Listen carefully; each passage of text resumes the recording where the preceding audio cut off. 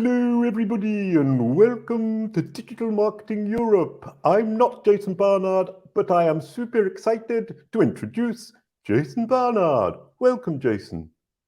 Thank you very much. I'm very happy to be here.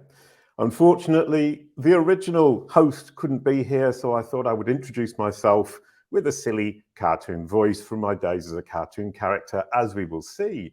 I'm Jason Barnard, I'm the brand SERP guy, I'm the CEO and founder of Kalicube, which is a software company that builds software and serves clients and customers, helping them with their digital strategy, their brand SERPs, and their knowledge panels, which is what we're looking at today. Reading a brand SERP to build your future-proof digital strategy. Now, brand SERPs, the search engine results page for a brand, are hugely powerful and vastly underestimated. And I'm going to teach you to read them, read your own, to build your bespoke, future-proof digital strategy. Sounds like a big claim. You'll see at the end, it isn't such a big claim. This is really simple. So I'm the brand SERP guy. As you can see here, that's the result for my name, Jason Barnard, Jasonbarnard. Search it now on your computer, on Google or on Bing and see what turns up. You'll see that the result is all about me and it's pretty rich, very, very convincing about me as a digital marketer, but also, as we'll see, a blue dog and a rock musician. John Mueller from Google calls me Mr. Knowledge Panel.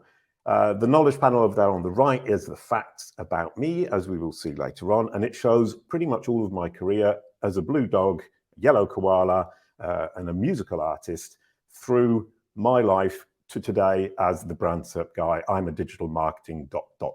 whatever that means. As you can see from LinkedIn, currently living in Paris. That recently changed, so that's actually now not up to date, and I've just reminded myself to go and correct that. And that demonstrates how much you need to pay attention to that brand SERP. You need to keep it updated. I moved away from Paris. I didn't update the information on LinkedIn, and Google is now showing the wrong information in my brand SERP to my audience when they Google my name, which is a huge problem, especially if they want to come and visit me in Paris. And I got an email from Kate Toon the other day saying, I'll come and visit you in Paris. That might have been what tricked her, and in fact, I'm in the south of France, so we can't have lunch together. I was a voice actor back in the day, doing voices like this. This was Daddy Koala, the father of the yellow koala. And I was the blue dog who had a voice like this. We made a TV series and multiple music albums, and you can see that here on my brand SERP. My brand SERP represents not only my current life as a digital marketer, but my past life as a blue dog in a cartoon. And I was a punk folk musician. You can see there the barking dogs. I play the double bass, and I also play the bass, as you can see behind me. That was a 10-year career, 4 albums, 40,000 albums sold, 660 concerts, playing the double bass, punk folk style, if you can imagine that. And I have a podcast. It's a very groovy podcast where I talk to leading digital marketers around the world about the topics they know lots about. We've got 250 episodes, guests such as Rand Fishkin, Bill Slawski, Corey Gabor, and the less geeky guests such as April Dunford or Scott Duffy, for that matter. I'm also an author. I wrote The Fundamentals of Brand SERPs for Business, which is basically the whole process and the approach that we have at Kalicube to brand SERPs, using brand SERPs to help you to leveraging brand SERPs to improve your digital marketing strategy. I also write for leading SEO publications. And most importantly, I'm the CEO and founder of Kalicube. We have a SaaS platform, we have courses, and we obviously have the book. I, in short, am the brand SERP guy. Now, the approach, we're getting into the meat and potatoes here. The approach is to look at this brand SERP. That's Kalicube. So we switch from me to my company. On the left-hand side, you can see the result on desktop. Looks pretty impressive. On the right, you can see mobile. Looks quite confused, but that's the nature of mobile. I split that entire SERP into 2 columns. But you can see the 2 are very representative of Kalicube, who we are, what we do, and which audience we serve. And it's positive, accurate, and convincing. Now, those are the 3 things you need. Positive, accurate, and convincing to your audience. Because Google has understood and can represent you correctly because it understands who you are, what you do, and which audience you serve. If If you remember those two triples, you're onto a good thing with brand SERPs. Now, I like to talk about the SERP this way. On the left-hand side, you have recommendations. It's Google's recommendations of which content is going to be most useful and valuable to your audience when they Google your brand name or your personal name. So here you can see it's recommending my site, it's recommending Twitter, it's recommending the Academy, it's recommending LinkedIn and Facebook. And you can see there immediately, it's recommending where my audience can connect with my company, CaliQ. It's incredibly important that Google gets that right, because then it would be positive, accurate, and convincing, and indeed helpful and valuable to your bottom of funnel audience Googling your name, because the people who Google your name are right at the bottom of the funnel, just waiting to do business with you as a customer, as a journalist, as an employee potentially. All sorts of people who want to do business with your brand in one way or another are Googling your brand name, or indeed your personal name. And on the right-hand side, it's the knowledge panel. Those are the facts according to Google. Does Google understand who you are? If it doesn't understand who you are, you don't have a knowledge panel. And in today's world, if you don't have a knowledge panel, you're a huge step behind everybody else. So, the CaliQ process. The CaliQ process is the process of educating the AI algorithms like children. We obviously focus on Google, generally speaking, because Google is the big player in search, at least, and we'll see later how that might change. And on the left there, you can see CaliBot. We've just created CaliBot, and it's the adult that teaches these children. And you can leverage the CaliQ process to become CaliBot and educate the children about the facts. The facts on Google are represented by the knowledge panel. Same thing on Bing, but we've also got ChatGPT on Bing. And as you can see here, that understanding of who you are, what you do, and which audience you serve is fundamentally important to the future of chat-based search.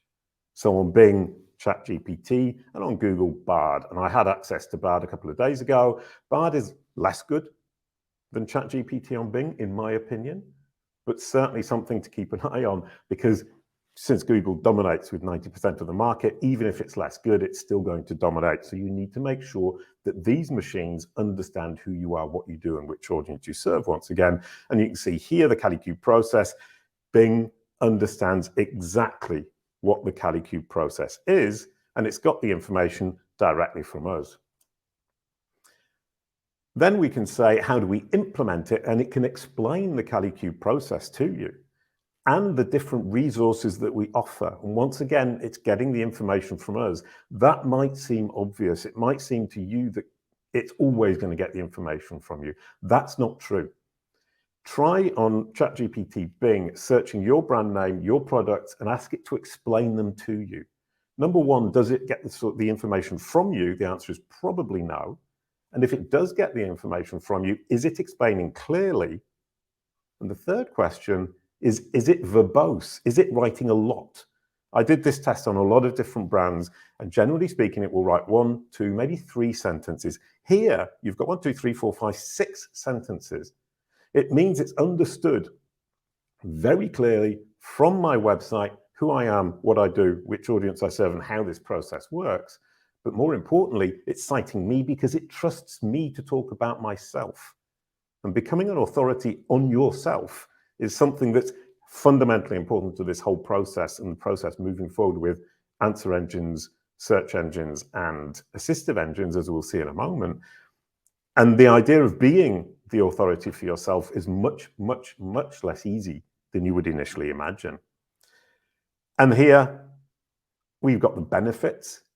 We can see once again that it's truly explaining, whether it's a search engine on Google, which we see on the left, an answer engine like this one on Bing, and they're calling it an answer engine, or an assistive engine.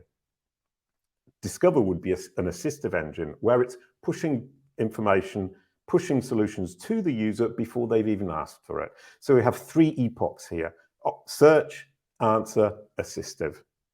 And they will all coexist. And the CaliQ process feeds them all. And this whole talk is about the KDQ process. It's not something you need to buy, it's something you need to do.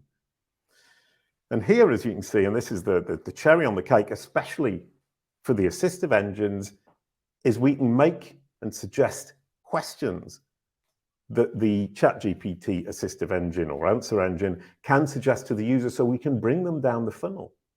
We can encourage the machine to bring our audience down the funnel to the buying point simply by conversing with the engine. Now that might seem bad. I want the people to come to my site. But in fact, if the people trust Bing and Google to answer their questions and solve their problems, which theoretically they do since they're using the engine, that recommendation is incredibly strong. It will have informed them through the content that we provided about what it is we offer, how we can help them. And when they get to the bottom, they click, they come to the website, they buy. They've been recommended to come and buy from us by Google or by Bing, or indeed in the future by Apple. That's hugely powerful. That last click is the valuable click. And if you can bring people down the funnel through the answer engine, the assistive engine, or indeed the search engine, and get that last click and they're ready to buy because you've been recommended by Bing, Google, or Apple, you're winning the game. So how do we do this? We read the brand SERP and we see what's wrong and what's right about the digital marketing strategy. In short, we learn from the algorithms so that we can educate them. And that's hugely powerful. If you want to know how to educate Google, just ask Google. Starting at the top, number one, my website. Ranks number one, that should be a given. If it isn't, either it's because your name is incredibly ambiguous, in which case you have a huge problem, but not unsurmountable. We have clients who have managed to rank number one for incredibly ambiguous names. The other option is that you haven't got a well-organized site. Your site isn't clearly the representation of your brand online, and there you have a digital footprint problem where the signals are not clearly pointing to this website representing your brand, and that's the foundation of a misunderstanding on Google's part or confusion on Google's part. So you would want to immediately focus here to make sure that Google does understand that that website represents you. If you do have your website in the top spot, think about the meta title and meta description and the content of the page. What is Google showing? Now, Amazon had until a year and a half ago cheap hi-fi books and clothes or something like that in their meta title. And now it says, smile more, pay less. It took them 25 years to figure out that that title of their homepage should be branding and not sales. If somebody's searching your name, they know who you are. You should be convincing them that you are indeed the right solution. You should be branding to them.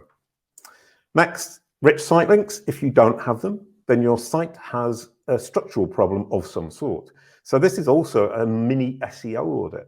If you have the site links and they are relevant, then Google has understood the structure of your site. It understands what your users want and are looking for when they search your name. So here we have about Team KDQ, contact the KDQ team, and the KDQ process. So what we've managed to do is convince Google that people searching our name either want to visit the homepage, or they want to learn about us, or they want to learn about the team. So we've managed to push the team to the fore, or they might want to contact us. They know who we are. That's logical. And then they might want to know about the KDQ process because that's what we talk about all day long. Google's nailed it. Look at your rich site links. Does it represent the content on your website that your audience would naturally want to see? And be very careful if you're an international brand. Check different countries. The results will be very different according to country, even in the same language, and certainly different in each country depending on the language.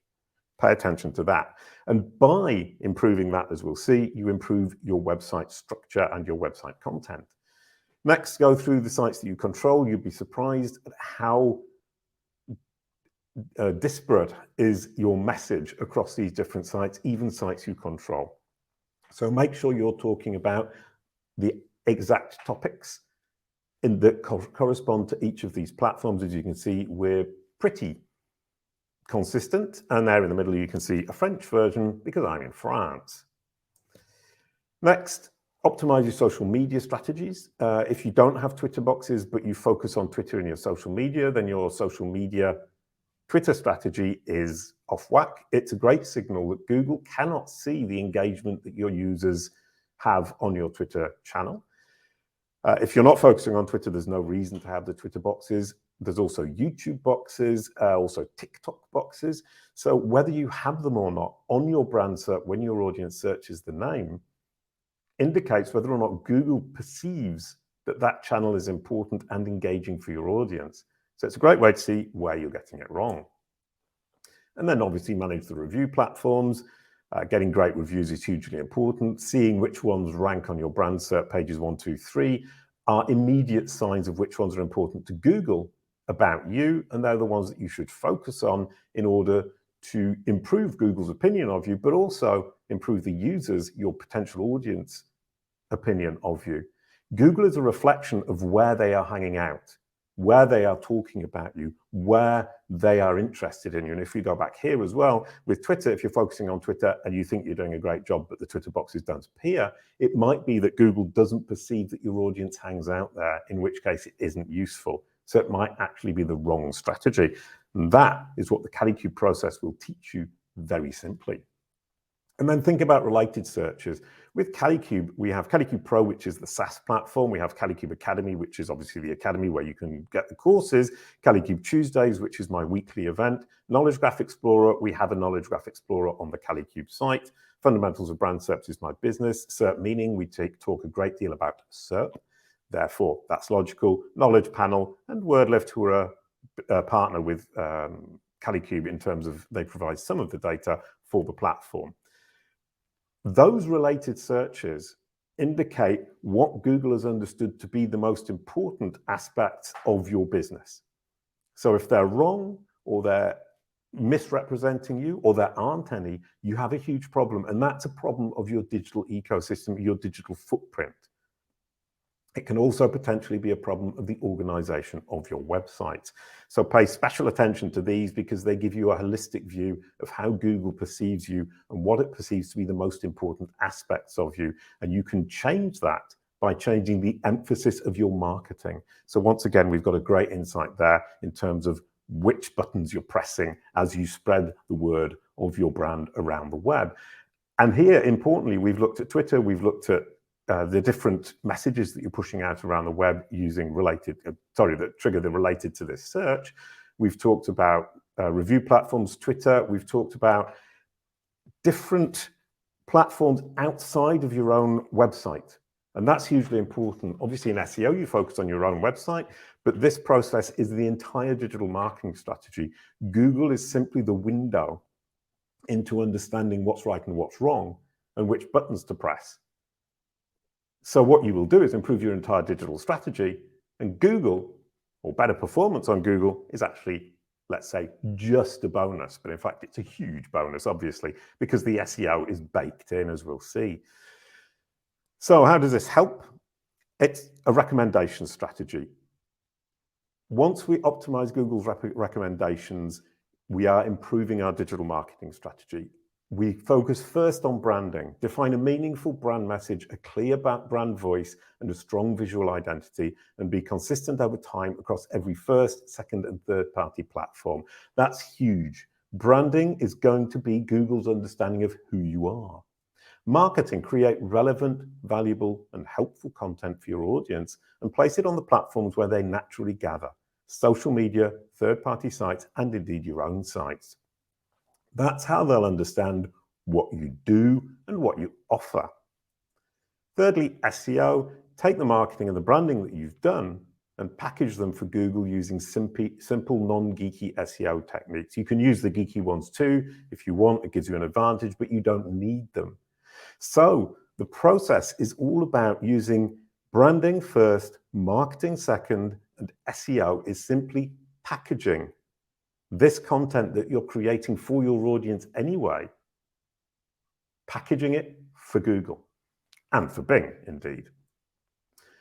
So what you do is you influence what Google's showing on that left-hand side, and that influence that you exert on it by changing your digital marketing strategy through branding, marketing, and SEO will help you to grow across the board.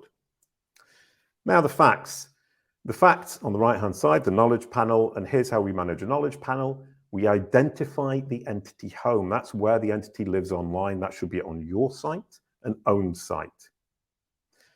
This is where Google and Bing and Apple and Amazon indeed all look for information about the entity from the entity. And surprisingly, they're looking for your version of the facts. They're looking for your version of the facts because once they've got the versions from you, they can go around the web and double check what you're saying.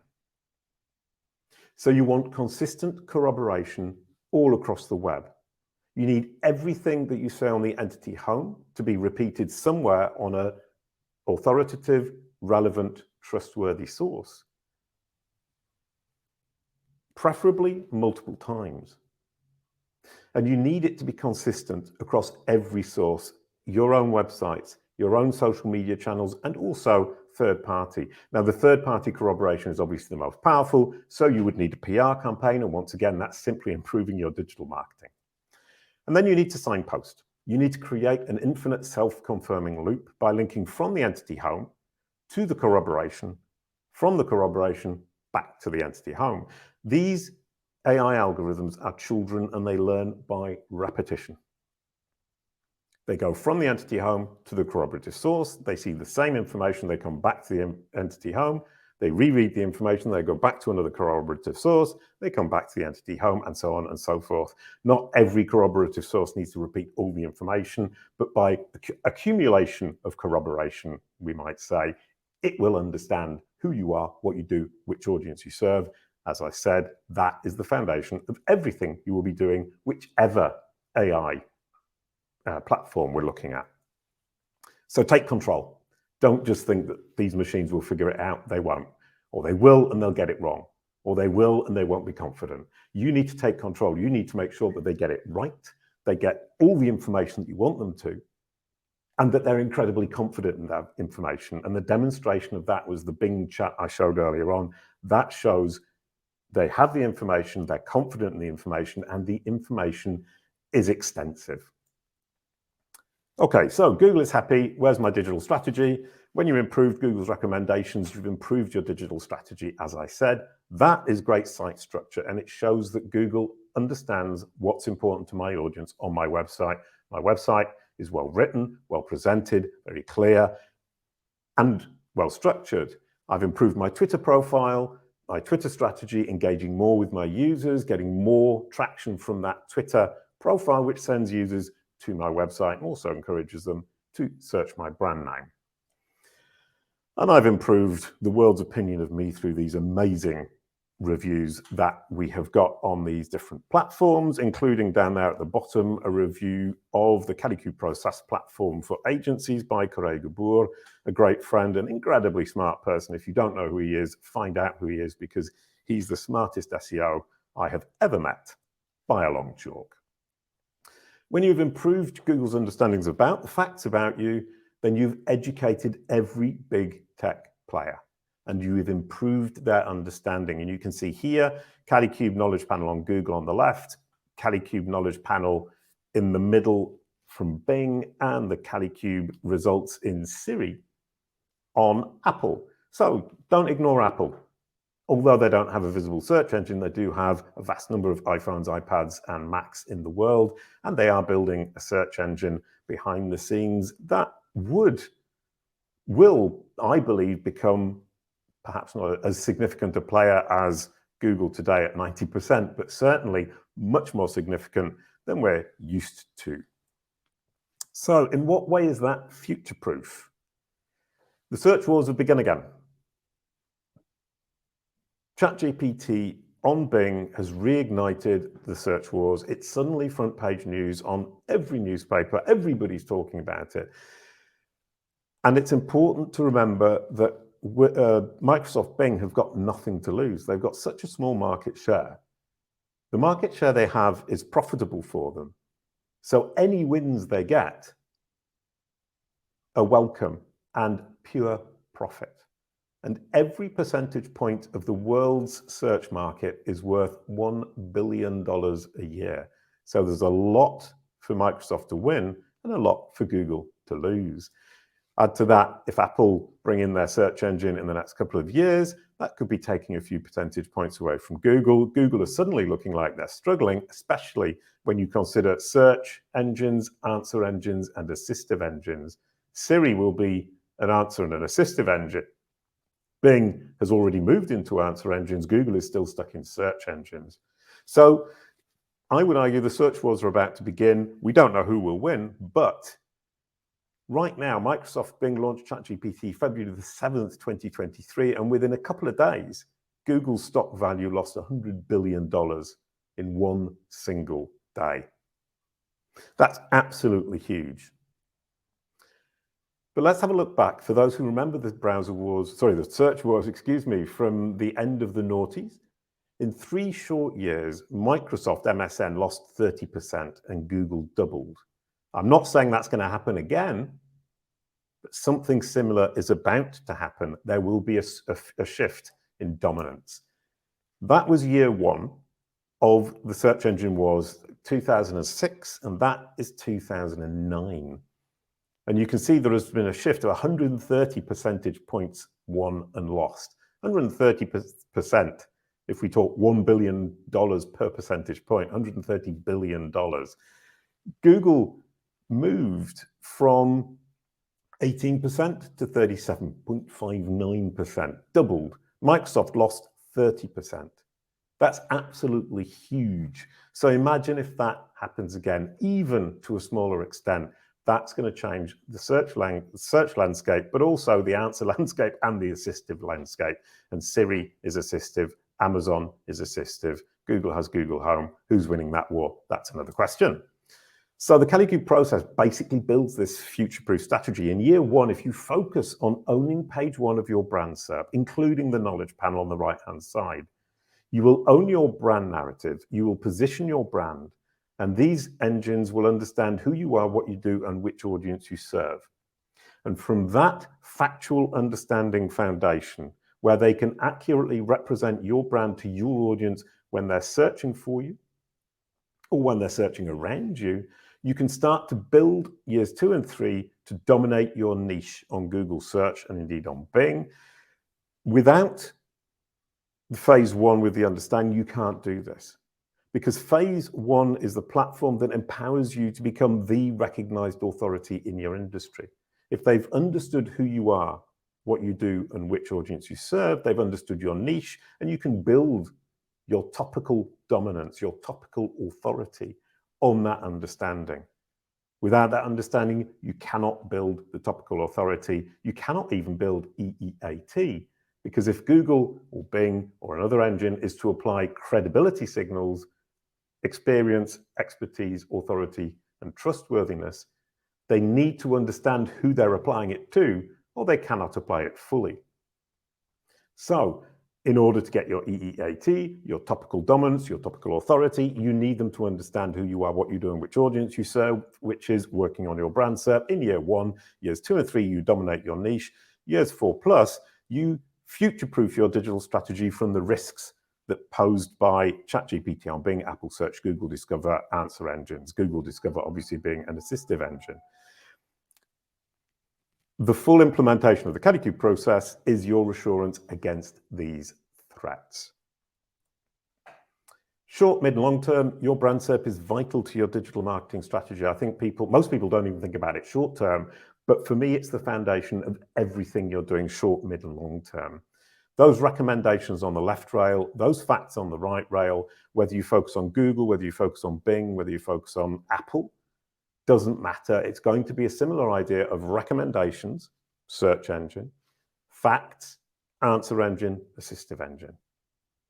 I focus on Google because, ironically, Google is the hardest to teach about the facts on the right-hand side, and for the recommendations, it's pretty easy to teach. Bing is more difficult to teach, so Bing can be a better source of information for the recommendation side where you might be going wrong. It's up to you whether you use Google or Bing.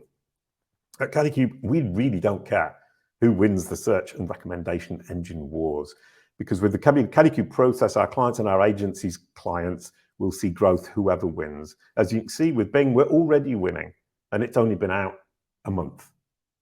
With Google Bard, I've done similar experiments, we're already winning. These machines understand who we are. They understand what our message is, they understand our brand, they understand what we offer, they understand how we offer it, and they understand to whom we have a relevant offer. And the Kalicube Pro SaaS platform helps agencies build this process into their digital services that they're giving to their clients. And that's absolutely huge. It streamlines the process. It makes the process of digital marketing simple and easy. The strategy, as you've seen, is incredibly simple to lay out. And you're not making guesses. You're using the algorithm's output to understand what you need to do to help the algorithms. And when you help the algorithms, you're actually helping yourself by building a healthier, wider, more effective digital marketing strategy across the board.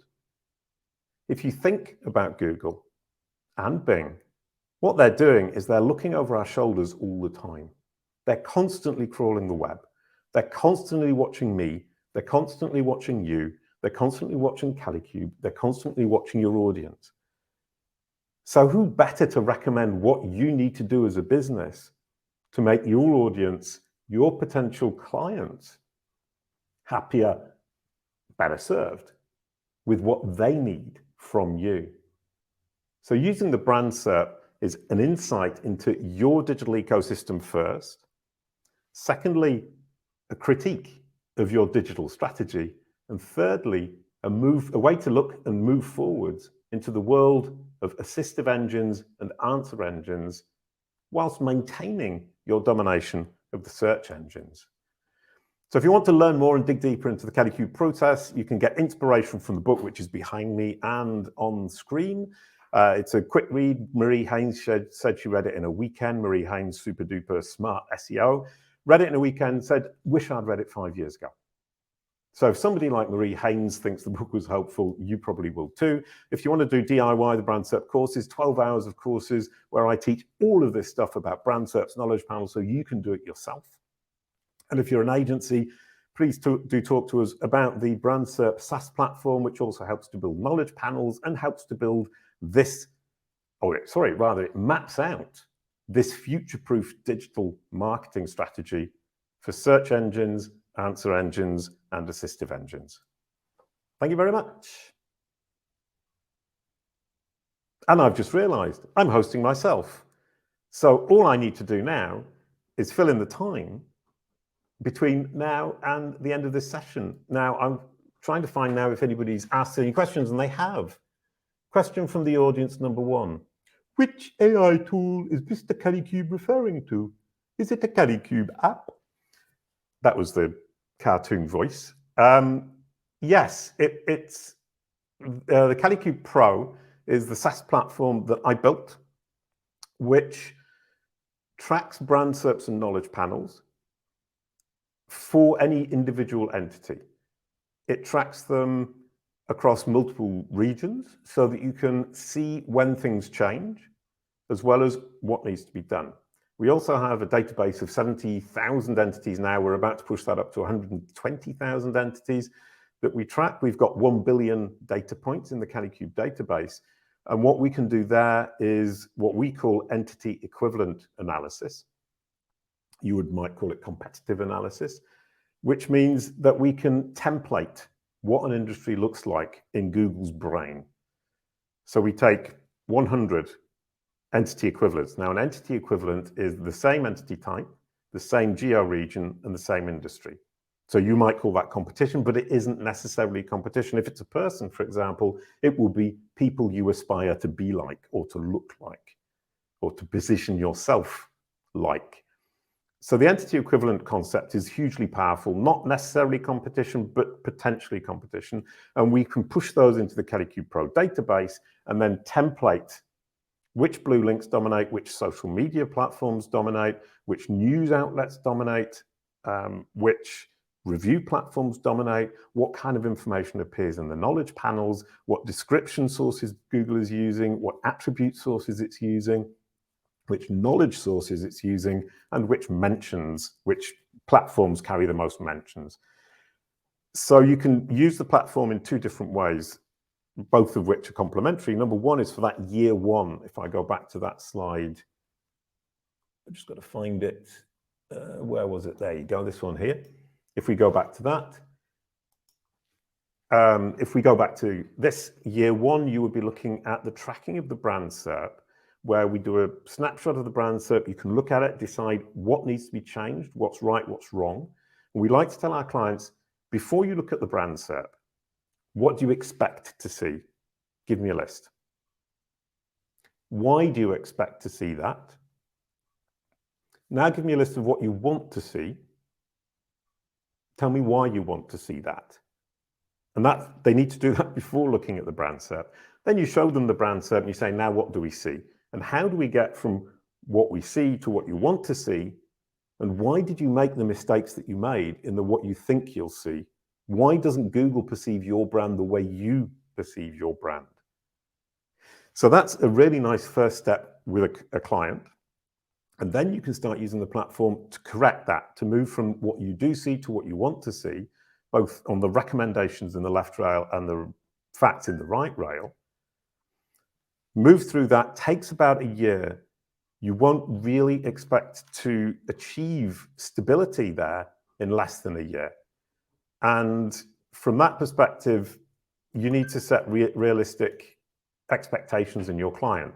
Because what will happen is the left rail will start to move in a month. It will improve within 3 months. In 6 months, it will start to look pretty good. But a brand SERP is volatile until Google has really been sure that it's the right brand SERP for the audience. And that can take a year, or it does take a year. And at that point, it becomes relatively stable. And interestingly, you secure that for your online reputation. It's very difficult then for new content to rise up onto the brand SERP. So if there's some bad news comes out, it's less likely to rank on the brand SERP. So it's proactive online reputation management at the same time. On the right-hand side, you're going to see iterations in 3 months. So every 3 months, there will be a change on that right-hand side in the knowledge that Google has. Once again, within 6 months, you may well have a knowledge panel, or you may have a knowledge panel at the start and you will have been able to change the information in the knowledge panel or add more information to the knowledge panel. But ultimately, before that year is up, the knowledge panel will not be stable. So that year really needs to be spent cleaning up the digital ecosystem, improving the recommendations, building factual understanding in Google's brain. Once you've got to the end of that year, you'll already have an improved digital strategy naturally.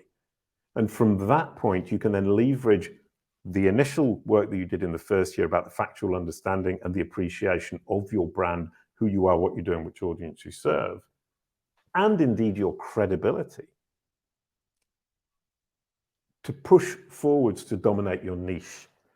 Because with that factual understanding, all the EEAT signals can be applied, your topical authority can start to be built, and you can build up little by little like this over the next couple of years. And then the second aspect of the platform, once you've done that year, is to say, let's now start stealing ideas from the competition and looking at what the competition are doing. Then you do your entity equivalent analysis, your competitor analysis if you prefer, or if it's a person, the peer analysis. And you look at what dominates there, and you can identify new opportunities that you hadn't previously seen. Where did they appear? Where I don't appear, but I want to appear. Where are they focusing as an industry, where I'm not focusing enough? And because Google's looking over all of our shoulders all of the time, day in, day out, it crawls thousands of billions of pages every day.